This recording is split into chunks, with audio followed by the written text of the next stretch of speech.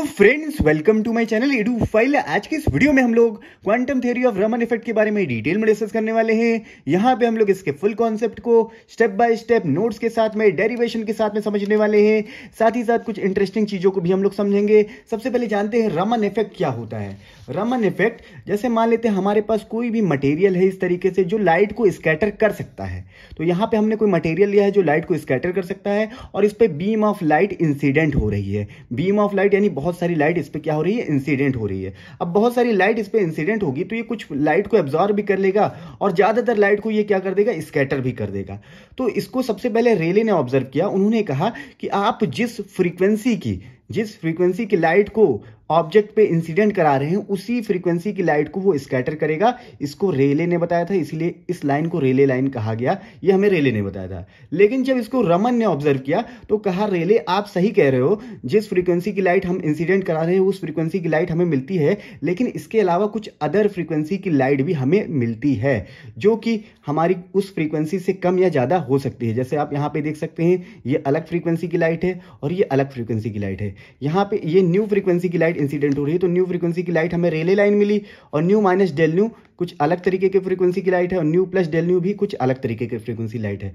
अब इन लाइंस को रमन ने बताया था तो इनको रमन लाइंस भी कहते हैं और इस तरीके के स्पेक्ट्रा को हम लोग रमन स्पेक्ट्रम कहते हैं और पूरे इफेक्ट को हम लोग क्या कहते हैं, रमन इफेक्ट कहते हैं। अब इसको दो तरीके से एक्सप्लेन किया गया, क्लासिकल थ्योरी से और क्वांटम थ्योरी से। क्लासिकल थ्योरी से हम लोगों ने ऑलरेडी डिस्कस किया हुआ है पिछले वीडियो में। आज की वीडियो में हम लोग क्वांटम थ्योरी के बारे में समझेंगे।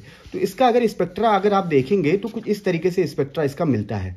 यहाँ पे देखिए आप रेले लाइन मिल रही है बीच में, और इस तरफ जो आपको लाइन मिल रही है जो कम फ्रीक्वेंसी की लाइन है, कम फ्रीक्वेंसी मतलब न्यू माइनस डेल्टा न्यू की लेफ्ट साइड में मिल रही है, उसको हम स्टोक्स लाइंस कहते हैं। क्या कहते हैं, स्टोक्स लाइन।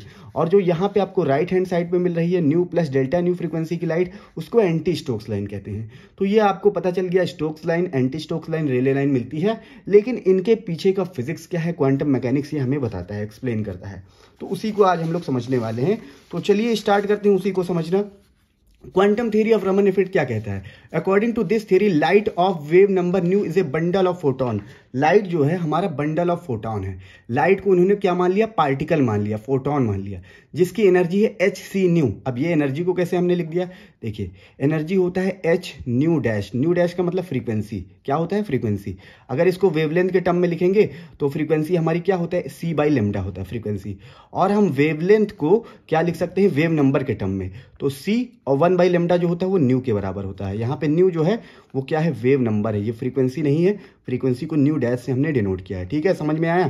तो वेव नंबर हमारा क्या होता है, जो अपोजिट होता है वेवलेंथ के। Wave number nu is equal to होता है 1 बाई लेमडा। ठीक है, तो ये वेव नंबर में क्यों लिखते हैं, लेमडा में क्यों नहीं लिखते, क्योंकि हमारा जो स्पेक्ट्रोमीटर होता है वो वेव नंबर में मेजरमेंट करता है। तो इसीलिए हम लोग वेव नंबर में चीज़ों को याद करते हैं और समझते हैं। ठीक है, तो भाई बंडल ऑफ फोटोन माना गया जिसकी एनर्जी एच सी न्यू है। हर एक पार्टिकल की एनर्जी इतनी है। जब लाइट फॉल करती है किस पे, स्कैटरर पे, तो फोटोन कोलाइड करता है मॉलिक्यूल ऑफ द स्कैटरर से। जो हमारा स्कैटरर है वो मॉलिक्यूल से ही तो मिलके बना होगा, बहुत सारे मॉलिक्यूल इसके अंदर होंगे, प्रेजेंट होंगे, उन्हीं से मिलके बना होगा। तो हमारा फोटोन किससे टकराता है, मॉलिक्यूल से। तो 3 पॉसिबिलिटी बनती है ऐसे कोलिजन में। कैसी पॉसिबिलिटी बनती है, 3 पॉसिबिलिटी बनती है। अब वो 3 पॉसिबिलिटी कौन सी है इनको हम लोग समझने वाले हैं, लेकिन इससे पहले आप जान लीजिए कौन से मॉलिक्यूल रमन इफेक्ट देते हैं। तो हमारे हेट्रोन्यूक्लियर मॉलिक्यूल और होमोन्यूक्लियर मॉलिक्यूल। हेट्रोन्यूक्लियर मतलब जिसमें अलग अलग एटम हो, मॉलिक्यूल में अलग अलग, जैसे एक H है तो एक Cl है। और होमोन्यूक्लियर का मतलब दोनों हमारे एटम सेम हो, तो होमोन्यूक्लियर।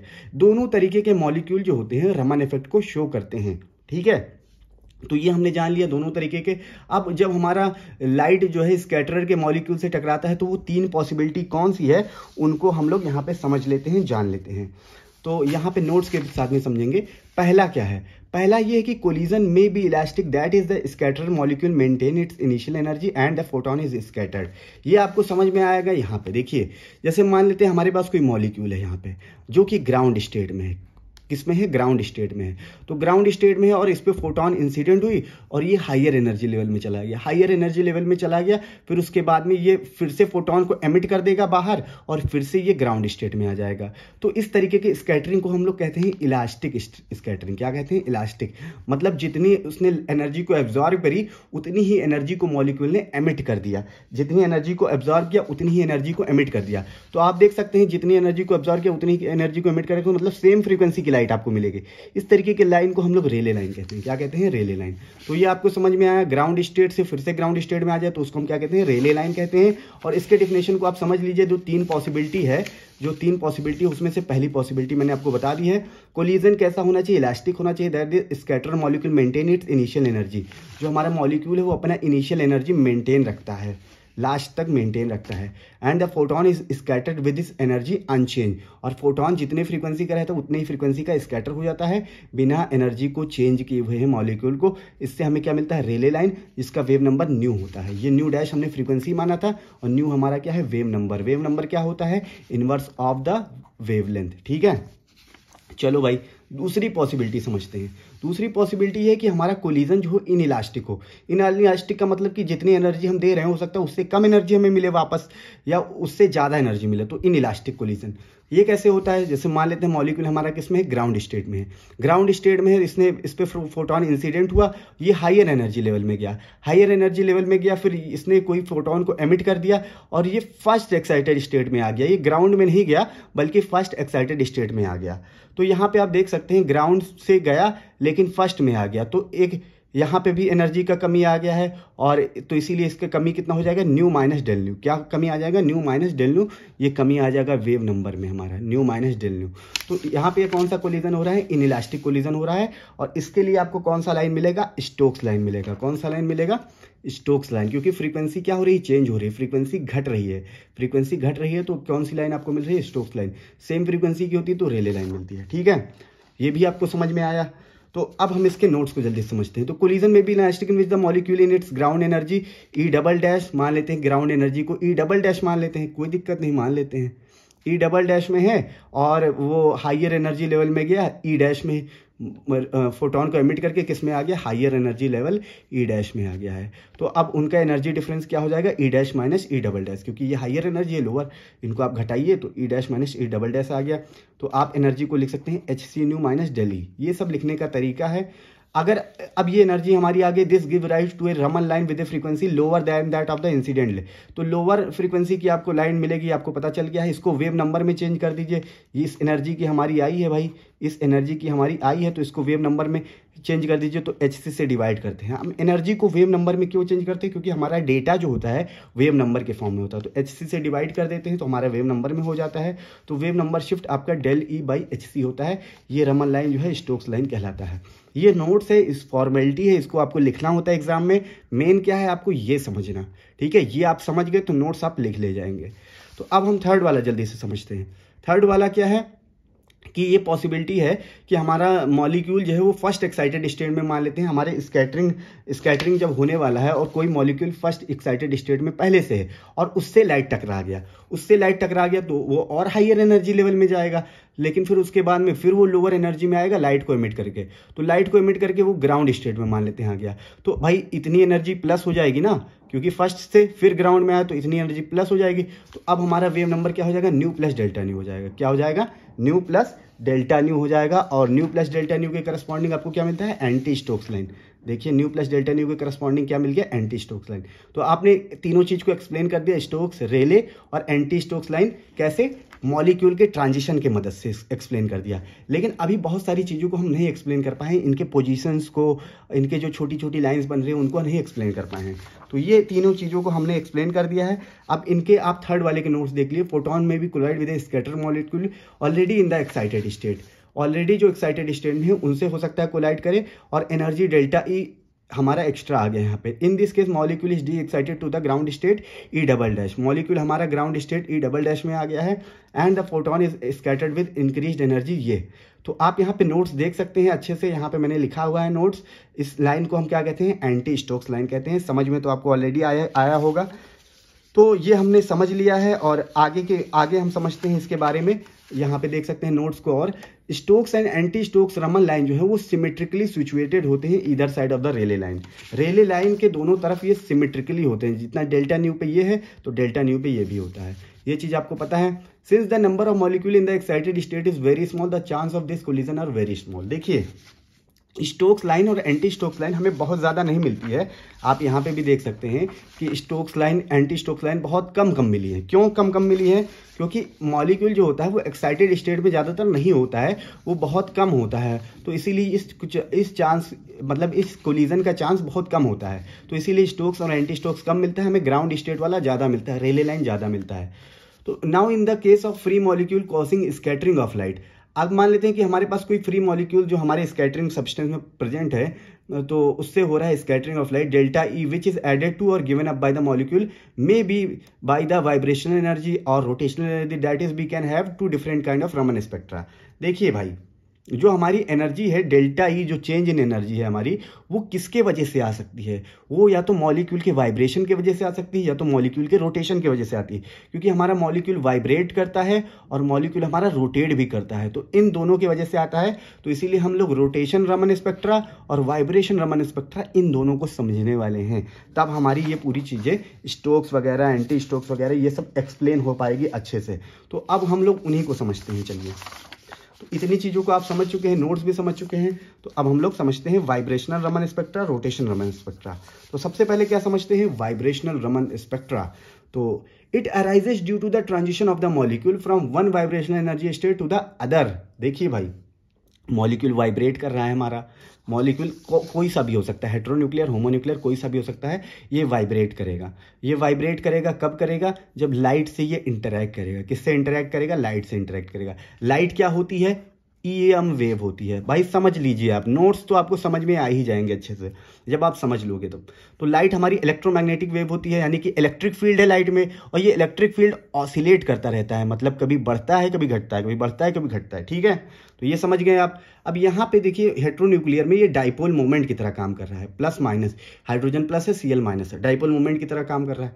तो जब ये इलेक्ट्रिक फील्ड इस पे अप्लाई होगा, मतलब लाइट जब इस पे पड़ेगी तो एक तरीके से इलेक्ट्रिक फील्ड ही तो अप्लाई हो रहा है इस पे, क्योंकि लाइट में इलेक्ट्रिक फील्ड होता है। तो क्या होगा कि ये भी हमारा मॉलिक्यूल भी क्या करेगा? ऑसिलेट करने लगेगा। क्या करने लगेगा? ऑसिलेट। क्योंकि आपको पता है कि अगर प्लस और माइनस के अक्रॉस हम क्या इलेक्ट्रिक फील्ड अप्लाई कर देते हैं, ऐसे ऐसे मान लेते हैं electric field plus plus plus plus plus minus minus minus minus minus, तो हमारा निगेटिव वाला किसके तरफ आ जाएगा? और प्लस की तरफ आ जाएगा निगेटिव चार्ज, और पॉजिटिव चार्ज हमारा किसके तरफ चला जाएगा? माइनस की तरफ चला जाएगा। ये हम लोग जानते हैं, बेसिक चीज़ें हैं। तो मॉलिक्यूल हमारा ऑसिलेट करेगा। क्या करेगा? ऑसिलेट करेगा। जैसे जैसे इलेक्ट्रिक फील्ड कम ज़्यादा होता रहेगा, जीरो होगा, जैसे मान लेते हैं देखिए यहाँ पे नेगेटिव हो गया, तो इधर नेगेटिव चार्ज, इधर पॉजिटिव चार्ज, इधर शिफ्ट होगा, फिर इधर शिफ्ट होगा, फिर उधर शिफ्ट होगा, फिर इधर शिफ्ट होगा, फिर उधर शिफ्ट होगा। बहुत इजी कॉन्सेप्ट है, कोई टफ नहीं है यहाँ पे, ये टफ कॉन्सेप्ट नहीं है, क्योंकि ये देखिए यहाँ पे प्लस में इलेक्ट्रिक फील्ड था, फिर नीचे गए तो माइनस में इलेक्ट्रिक फील्ड है। तो माइनस में इलेक्ट्रिक फील्ड जैसे आएगा तो क्या होगा? इधर नेगेटिव चार्ज रहेगा, इधर पॉजिटिव चार्ज रहेगा। ठीक है, और तो पॉजिटिव इधर चला जाएगा, नेगेटिव इधर चला जाएगा मॉलिक्यूल का, यानी मॉलिक्यूल ऑसिलेट करता रहेगा। तो मॉलिक्यूल ऑसिलेट कर रहा है तो क्या हो रहा है? वाइब्रेशन हो रहा है। ये आपने समझ लिया हेटेरोन्यूक्लियर के लिए। होमोन्यूक्लियर के लिए भी ऐसा ही होगा वाइब्रेशन, लेकिन यहाँ पे लगभग सिमिलर चार्ज हैं। लगभग क्या है? सिमिलर चार्ज है। हाइड्रोजन हाइड्रोजन दोनों तो लगभग सिमिलर चार्ज हैं, लेकिन यहाँ पे भी होगा, क्योंकि हाइड्रोजन के जो हमारे हाइड्रोजन जैसे मान लेते हैं एटम बनाया हमने, तो हाइड्रोजन के जो इलेक्ट्रॉन्स हैं वो क्या करेंगे? इलेक्ट्रिक फील्ड में अगर उनको रख दिया तो इलेक्ट्रिक फील्ड से वो अट्रैक्ट होकर दूर चले जाएंगे, और न्यूक्लियस हमारा क्या रहेगा? थोड़ा दूर हो जाएगा, मतलब इलेक्ट्रॉन दूर भागेंगे, न्यूक्लियस नहीं भाग पाएगा, न्यूक्लियस ऑसिलेट नहीं कर पाएगा, क्योंकि न्यूक्लियस हैवी होता है। तो क्या होगा? इसमें भी सेपरेशन आ जाएगा, नेगेटिव अलग हो जाएगा, पॉजिटिव अलग, तो ये भी डाइपोल बन जाएगा। डाइपोल बन जाएगा तो भाई इसमें भी ऑसिलेशन होगा, ये भी हमारा रमन स्पेक्ट्रा देगा वाइब्रेशन की वजह से। तो ये आपने समझ लिया वाइब्रेशन का कॉन्सेप्ट। वाइब्रेशन की वजह से हमारा होता है, यहाँ पे मेन क्या है? Dipole moment. क्या है? डाइपोल। डाइपोल मतलब प्लस माइनस हमारे मॉलिक्यूल का होता है। It arises due to the transition of the molecule from one vibration state to the other. अब ये वाइब्रेशन तेज हो सकता है, धीरे हो सकता है, तो अलग अलग वाइब्रेशन के स्टेट होंगे। तो एक वाइब्रेशन से दूसरे स्टेट में जा रहा है लाइट को एब्जॉर्ब करके या लाइट को एमिट करके, तो वही क्या है? हमारा वाइब्रेशनल रमन स्पेक्ट्रा शो करेगा, उसी से वाइब्रेशनल रमन स्पेक्ट्रा शो करेगा। क्वांटम मैकेनिकली अगर बात करें तो इसको कैसे एक्सप्लेन किया जाएगा, वाइब्रेशन को कैसे, इसके ट्रांजिशन को डिफाइन किया जाएगा, तो उसी को आपको समझना है और बहुत अच्छी चीज़ मैं यहाँ पे बताने वाला हूँ। तो क्वांटम मैकेनिक्स के हिसाब से अगर हम इसको डिफाइन करें तो इनका मैट्रिक्स एलिमेंट लेते हैं और उसको डिफाइन करते हैं डाइपोल मोमेंट को। डाइपोल मोमेंट की वजह से ही तो हो रहा है। तो हम मान लेते हैं कि आर एन एम कोई हमारा मैट्रिक्स एलिमेंट आएगा अगर हम इंटीग्रेशन ऑफ साई एन का स्टार यहाँ पे P, यहाँ पे साई एम डी टाउ अगर हम करेंगे तो। अब यहाँ पे देखिए ये हम क्या कर रहे हैं भाई, ये हम क्या कर रहे हैं, ये हम डाइपोल मोमेंट का क्या ले रहे हैं, एक्सपेक्टेशन वैल्यू ले रहे हैं। क्या ले रहे हैं, एक्सपेक्टेशन वैल्यू ले रहे हैं डाइपोल मोमेंट का। अब डाइपोल मोमेंट क्या होता है, डाइपोल मोमेंट जो होता है वो डायरेक्टली प्रोपोर्शनल होता है इलेक्ट्रिक फील्ड के। जैसे जैसे इलेक्ट्रिक फील्ड आप बढ़ाओगे वैसे वैसे डाइपोल मोमेंट ज़्यादा हो जाएगा। तो P इज इक्वल टू हम क्या लिख सकते हैं, अल्फा ई लिख सकते हैं। क्या लिख सकते हैं, अल्फा ई, ठीक है, अल्फा टाइम्स ई। अल्फा हमारा क्या है, पोलराइजेबिलिटी कांस्टेंट है। P is equal to alpha e, where alpha is the polarizability of the molecule. ये डिफाइन करता है कि मॉलिक्यूल कितना पोलर हुआ, मतलब कितना प्लस और कितना माइनस सेपरेट हुआ, ये डिफाइन करता है अल्फा, जो कि बहुत इंपॉर्टेंट फैक्टर है। ठीक है, तो हम P को ही कंसीडर कर रहे हैं क्योंकि P के वजह से ही वाइब्रेशन हो रहा है, डाइपोल मोमेंट के वजह से ही वाइब्रेशन हो रहा है, तो इसीलिए इसका हम लोग क्या ले रहे हैं, मैट्रिक्स एलिमेंट ले रहे हैं इस तरीके से। ठीक है भाई, अब यहाँ पे पुट कर दीजिए आप, यहाँ पे मैंने लिखा हुआ है, तो यहाँ पे psi n star alpha psi m d tau, ठीक है, यहाँ पे आर एन एम। अब यहाँ पे ये हमने लिखा हुआ है, तो as the molecule vibrate the polarizability alpha varies. जैसे जैसे मॉलिक्यूल वाइब्रेट कर रहा है वैसे वैसे हमारा अल्फा वेरी कर रहा है, मतलब पोलैरिटी चेंज हो रही है, प्लस माइनस की पोलैरिटी क्या हो रही है, चेंज हो रही है जैसे जैसे वाइब्रेट कर रहा है मॉलिक्यूल का। आपको पता है प्लस माइनस की पोलैरिटी चेंज होगी क्योंकि मॉलिक्यूल ही हमारा क्या हो रहा है, कभी प्लस इधर आ रहा है कभी माइनस इधर आ रहा है, क्योंकि इलेक्ट्रिक फील्ड ही ऑसिलेट हो रहा है। ठीक है, तो हम अल्फा को लिख सकते हैं सीरीज एक्सपेंशन करके। Series expansion alpha is equal to alpha not constant plus delta l d l by d x at x is equal to 0 into x plus d two l by d x square, ऐसे dot dot करके हम लोग लिखते चले जाते हैं। Taylor series वगैरह आपने पढ़ा है, वैसे ही हमें एक्सपेंशन करना है। तो ये हमने अल्फा का एक्सपेंशन कर दिया है। ये चीज़ें आपको आई होप समझ में आई होंगी। अब आगे समझते हैं। यहाँ पे साई एन और साई एम जो है वो दो अलग अलग स्टेट हैं, तो हम लोग मान लेते हैं कि ये हमारी वाइब्रेशनल आइगन फंक्शन है, क्योंकि वाइब्रेशन के लिए हम सॉल्व कर रहे हैं। तो एन एम का क्या मतलब है, एन एम का कोई मतलब नहीं है। तो हम लोग क्या करेंगे, इसको हम न्यू डैश और न्यू डबल डैश से रिप्लेस कर देंगे। न्यू डैश और न्यू डबल डैश से हम लोग रिप्लेस कर देंगे। अब ये न्यू डैश और न्यू डबल डैश क्या चीज़ है, मैं आपको समझाता हूँ। देखिए ये दो लेवल हो गए, ये nu double dash lower energy level है, nu dash higher energy level है। कौन से, किसका, वाइब्रेशन का। तो ये वाइब्रेशन के एनर्जी लेवल हैं, तो इनको हम लोग रिप्लेस कर देते हैं एन एम को new dash nu double dash से। ठीक है, कर दिया गया है। और ई को ई ही लिख दीजिए, और अल्फा है हमारा, तो अल्फा की वैल्यू को आप यहाँ पे पुट कर सकते हैं, ये वाली देख के। ठीक है, तो अल्फा की वैल्यू को पुट कर दिया है, और एन के जगह पे न्यू डैश, एम के जगह पे न्यू डबल डैश रख दिया गया है। और डी टाउ हमारा क्या हो जाएगा, डी एक्स हो जाएगा, क्योंकि हम लोग एक्स में देख रहे हैं, डिस्प्लेसमेंट हमारा क्या है, एक्स में है, तो डी एक्स हो जाएगा। ठीक है, अब R nu dash nu double dash is equal to क्या हो जाएगा, ई अल्फा नॉट मल्टीप्लाई कर दिया है हमने, और ये वाला फिर इधर आ जाएगा हमारा psi nu star psi nu double dash d x, plus दूसरे वाले टर्म से मल्टीप्लाई करेंगे तो e d l by d x not, और यहाँ पे हमारा x है, तो x इंटीग्रेशन में psi not psi nu dash star psi nu double dash star dx। ये समझ में आया। हाइयर टर्म को नहीं ले रहे हैं क्योंकि उनकी वैल्यू बहुत कम होगी, तो इसलिए हाइयर टर्म को नहीं ले रहे हैं। ये इतना क्लियर है। अब आगे समझते हैं, इससे हमें क्या पता चलेगा भाई, ये सब इंटीग्रेशन कर रहे हैं, इससे हमें पता चलेगा कि जो हमारे ट्रांजिशन का जो क्या कहते हैं हमारा सिलेक्शन रूल है वो सही है या नहीं, ये क्वांटम मैकेनिकली हम डिफाइन कर रहे हैं, इससे ये पता चलेगा। तो इसीलिए ध्यान से इसको देखिएगा, तो इसीलिए हम लोग ध्यान से इसको समझ रहे हैं। अब देखिए यहाँ पे इसको कैसे समझें भाई, ये इंटीग्रेशन को। तो ये इंटीग्रेशन को अगर आप देखें तो because of the orthogonality of the eigen function, देखिए यहाँ पे मैं आपको बता देता हूँ। ये देखिए आप देखिए ऑर्थोगोनल वेव फंक्शन क्या होते हैं। ये पहले वाले टर्म को सॉल्व करने के लिए आपको समझना होगा ऑर्थोगोनल वेव फंक्शन। अगर क्वांटम मैकेनिक्स आप जानते हैं तो पहले से आपको पता होगा, दो वेव फंक्शन है हमारे पास, साई एम और साई एन। तो साई एम स्टार और इनटू साई एन अगर हम उनका कर रहे हैं प्रोडक्ट इंटीग्रेट करके, तो वो 1 के इक्वल आता है जब m is equal to n होता है। और वो m is equal to n नहीं है, m और n कुछ भी है, मतलब बराबर नहीं है, तो वो 0 के इक्वल आता है और उसको ऑर्थोगोनल कहते हैं। तो यहाँ पे देखिए, यहाँ पे भी तो सेम है, न्यू डैश है, यहाँ पे न्यू डबल डैश है, ये दोनों अलग अलग स्टेट हैं, दोनों अलग अलग स्टेट हैं। तो ये इसमें क्या हो जाएगा, ये वाला हमारा 0 के इक्वल हो जाएगा क्योंकि ये ऑर्थोगोनल है, ये वाला क्या है, ऑर्थोगोनल है। तो पहला टर्म जो है हमारा इंटीग्रेशन वाला वो 0 के इक्वल हो जाएगा because of the orthogonality of the eigen function. First integral is 0 except when nu dash is equal to nu double dash.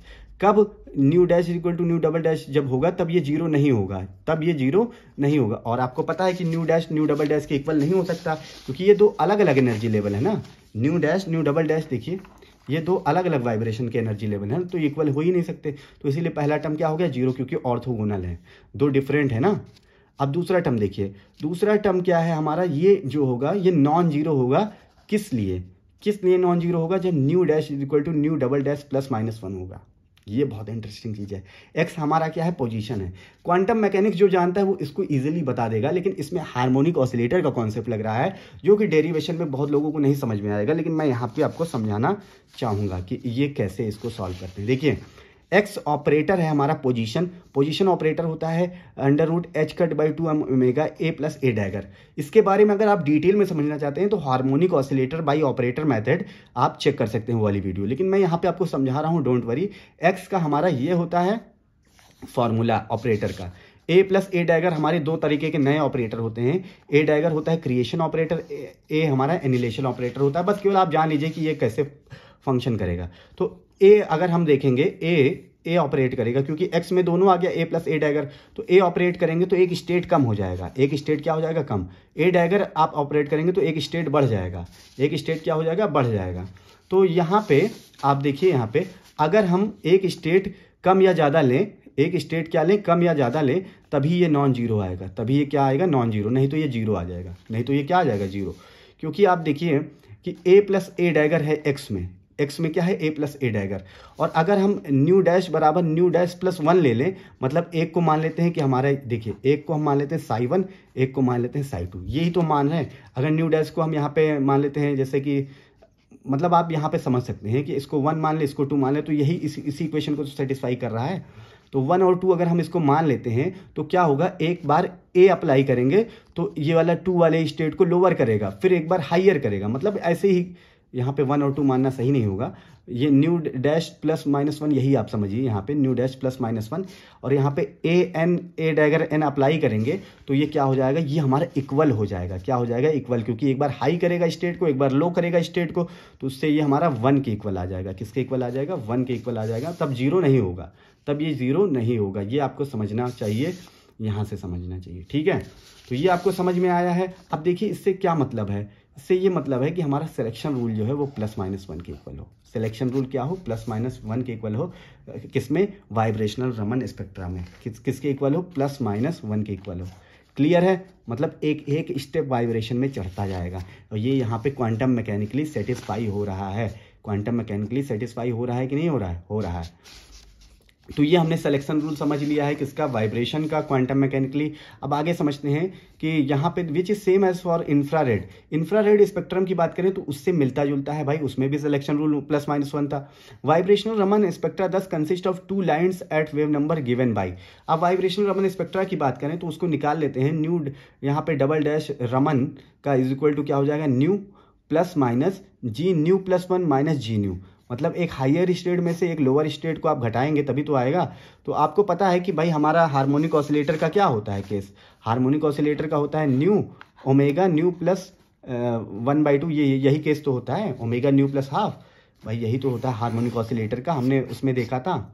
तो ये हमारा हार्मोनिक ऑसिलेटर का। तो जी न्यू प्लस 1 में क्या करेंगे, हम न्यू के जगह पे क्या करेंगे, न्यू प्लस 1 पुट कर देंगे। तो यहाँ पे न्यू प्लस 1 करेंगे तो न्यू प्लस 3/2 हो जाएगा। तो ओमेगा न्यू प्लस 3/2 माइनस जी न्यू को हम रखेंगे omega new plus half, omega new plus half. यहाँ पे न्यू जो है वो क्वांटम नंबर है, वाइब्रेशन क्वांटम नंबर है, और ये वाला जो है ये अलग चीज़ है, ठीक है, ये अलग चीज़ है, ये वेव नंबर है। तो आपका रमन का क्या आ जाएगा, शिफ्ट कितना आ जाएगा, न्यू प्लस माइनस ओमेगा। क्या आ जाएगा, न्यू प्लस माइनस ओमेगा।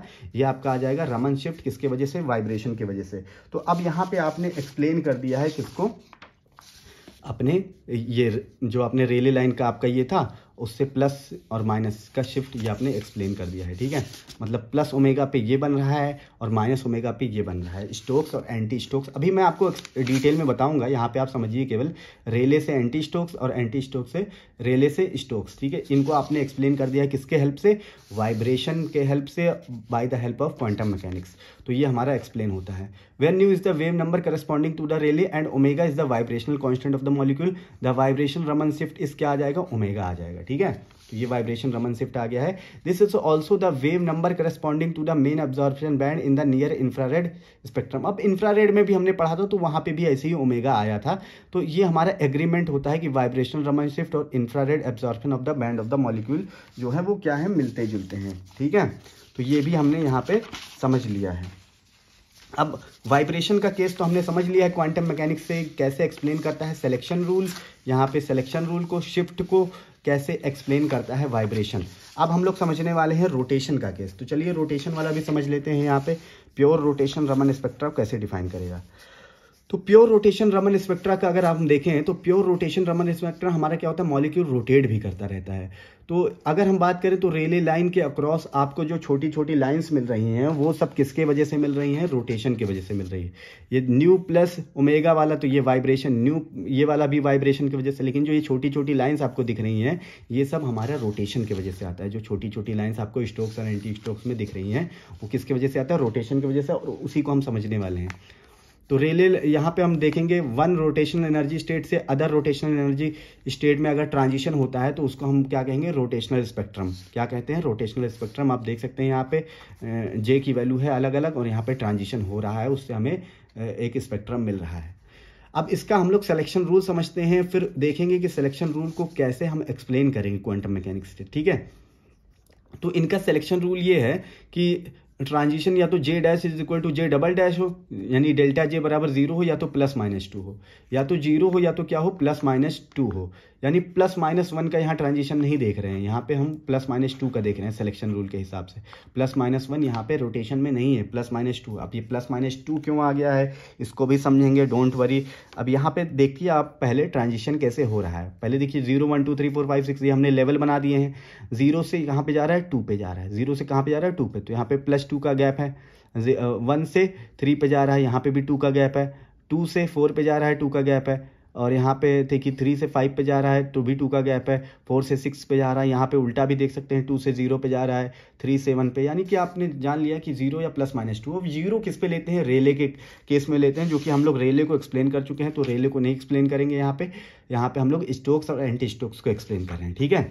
तो अब हम समझने वाले हैं कि भाई +-2 क्यों लिया जाता है, +-1 क्यों नहीं लिया जाता है। तो यहाँ पे आप देखिए ये है हमारा मॉलिक्यूल में प्लस माइनस है, इलेक्ट्रिक फील्ड देंगे तो मॉलिक्यूल क्या होगा, हमारा डाइपोल मोमेंट इसका बढ़ेगा। अब इलेक्ट्रिक फील्ड भी ऑसिलेट कर रहा है, कभी प्लस इधर जा रहा है कभी माइनस इधर आ रहा है, क्योंकि आप जान रहे हैं वेव की तरह है इलेक्ट्रिक फील्ड किसकी तरह है, वेव की तरह। तो वेव की तरह तो कभी माइनस इधर चला जाएगा प्लस इधर चला जाएगा, तो मॉलिक्यूल का भी प्लस माइनस रोटेट होता रहेगा ना, मॉलिक्यूल भी तो रोटेट होगा। अगर ये वाला प्लस इधर चला गया तो मॉलिक्यूल का माइनस इधर जाएगा, तो मॉलिक्यूल देखिए 180 डिग्री रोटेट हुआ। कितना डिग्री रोटेट हुआ, 180। लेकिन फिर से अगर मॉलिक्यूल को अपना पुराना स्टेट पाना है तो फिर से 180 डिग्री रोटेट होना पड़ेगा, यानी 360 डिग्री होना पड़ेगा। अगर फिर से प्रीवियस स्टेट में आना है तो 360 डिग्री रोटेट होना पड़ेगा, यानी 2 बार। तो इसीलिए यहाँ पे 2 का लिया जाता है, +-2 का। समझ में आया, +-2 का इसीलिए लिया जाता है क्योंकि डाइपोल मोमेंट ही कुछ ऐसा है कि देखिए यहाँ पे प्लस माइनस है तो इसको रोटेट होके इधर आना पड़ेगा, तो ये माइनस प्लस हो गया। फिर से उसी स्टेट में आने के लिए क्या होना चाहिए, प्लस माइनस। तो यहाँ पे देखिए 2 बार रोटेट हुआ, तो इसीलिए +-2 का लिया जाता है। Selection rule are derived by resolving the induced dipole moment along axis in space and calculating the corresponding matrix element involving rotation eigen function each of this. ये भाई सिलेक्शन रूल किसके लिए लिया जाता है, हमारा डाइपोल मोमेंट की वजह से ही लिया जाता है, जो कि मैं आपको एक्सप्लेन कर चुका हूँ। ट्रांजिशन जे से J+2 अगर आप कर रहे हैं तो आपको क्या मिलेगा, स्टोक्स रोटेशनल रमन लाइन। और J+2 से जे में कर रहे हैं, यानी ऐसे कर रहे हैं, J+2 में से जे में आ रहा है तो एंटी स्टोक्स रमन लाइन मिलती है।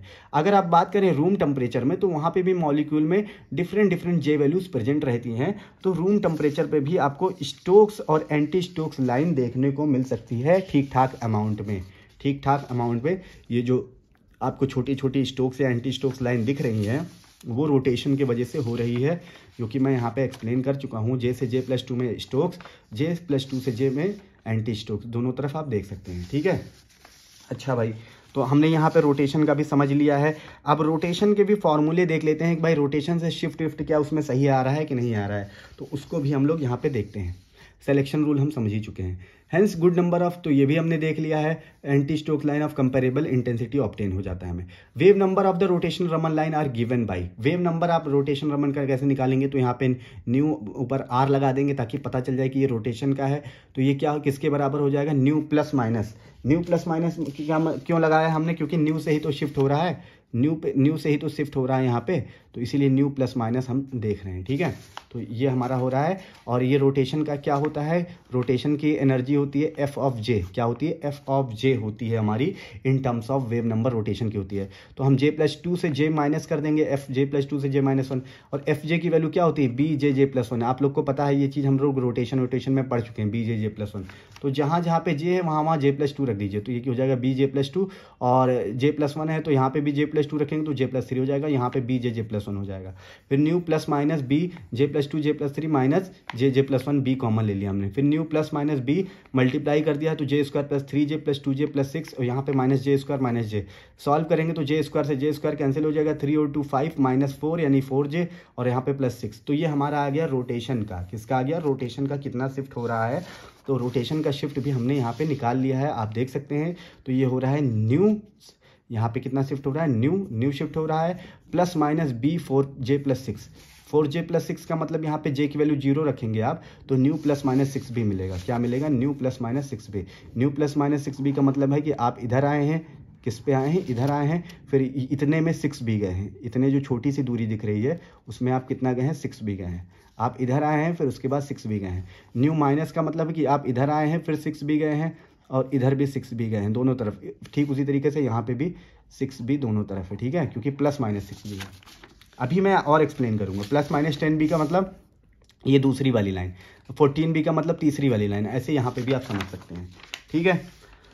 तो ये है इनका, हमने स्पेक्ट्रा को यहाँ पे एक्सप्लेन कर दिया है, जो शिफ्ट हो रहा है उसको हमने एक्सप्लेन कर दिया है। J की वैल्यू आप 0 1 2 रख सकते हैं, डॉट डॉट, ठीक है।